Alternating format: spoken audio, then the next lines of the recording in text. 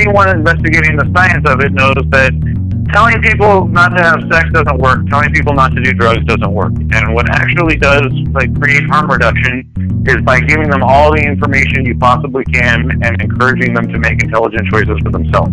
Right. And if we're just going to be realistic about drug use in this country, people are going to experiment with drugs. And at the very least, coffee, alcohol, the drugs that we don't even treat like they're drugs, we encourage everybody to try a lot of. And if we were to just approach it the way, we kind of figured out we needed to approach sex over the past few decades, where this is just a real thing and we need to be adult about it. Right. I think we could save a lot of lives.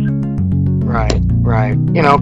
Prohibiting anything it's not the way to go. It's not going to work, and that's, why I laugh at all of that. But when did you realize When did you first realize it had a medicinal effect?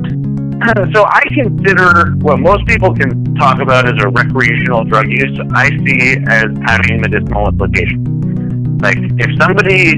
If one person is craving cannabis a lot more than another person, you could label that person a drug addict, or you could, surmise that they might be medicating an issue that they're not even aware of. The body craves what it needs. And now that we understand that medical cannabis is capable of preventing cancerous tumors, it's capable of preventing seizures, it's capable of staving off Crohn's disease. So you got to revisit everyone you ever looked at and thought of as, oh, that's stupid pothead. They might have been aware that their body needed these cannabinoids, and they craved them much more intensely as a result.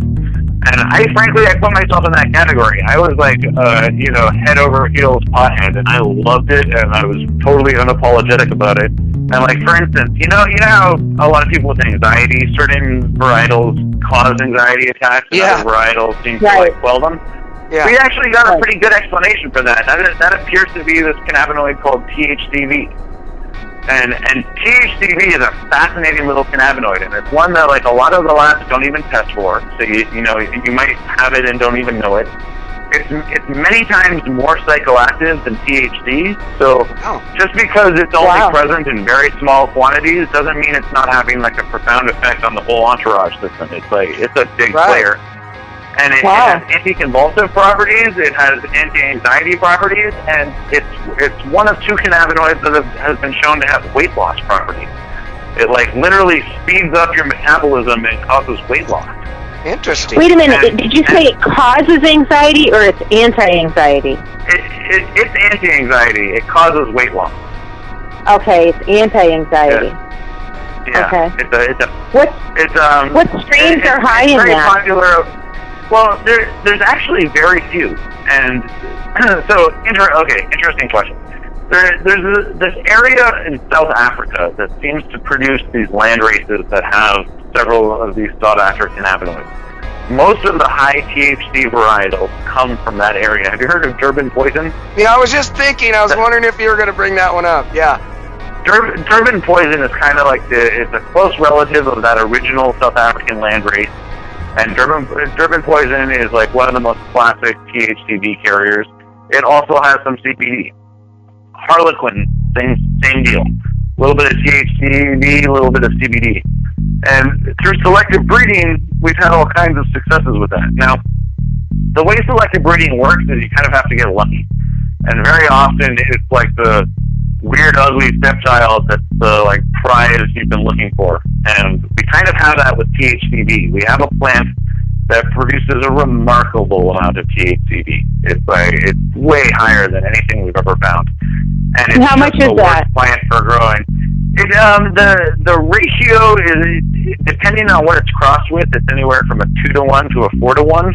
And we're trying to stabilize it out. But the plant itself. So when you say 2-to-1 to 4-to-1, you're saying 2 parts THCV to 1 part THC, or what? Yeah, exactly. Yeah, okay. Exactly. And what we're trying to do is cross that into our CBD line. So we can have a CBD plant that hardly has any THC, has a lot of CBD, but does have some THCV. And CBD and THCV are the two prime weight loss drugs, and they also have anti-epileptic properties. So it makes sense that you'd want to combine them. But both of them, at this point in the game, are not particularly desirable varietals to grow. And Mike, you're growing Blend X, you'll attest to that. It's not terrible, but it's not great either. It's, you know, it's a hard plant to grow. It's not great yield. It's stringy. It's kind of a pain.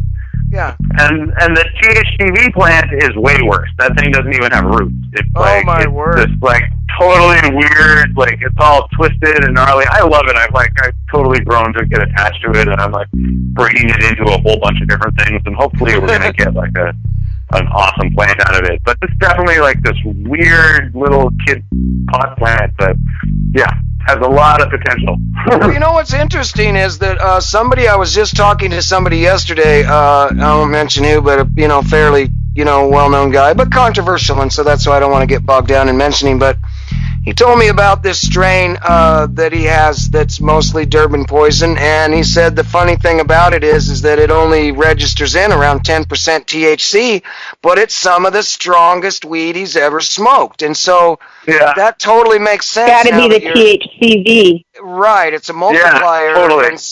So that's and the thing is totally, he could bring that into a lab and they not even detect the THCV. Like, he could have a plant that's really high in it and have no idea, even if he's getting it tested, just because the lab doesn't have the standard to do THCV with. Yeah. And another interesting thing about THCV is it's a very quick onset. It, slaps you across the face, right away, and then fades pretty quickly. It's not a long-lasting high, Oh. But it's so certainly, it's just for when the mother-in-law comes over for a little while. That's exactly right. Right. That's the mother-in-law kind of annoyed. All right, I shouldn't have said that.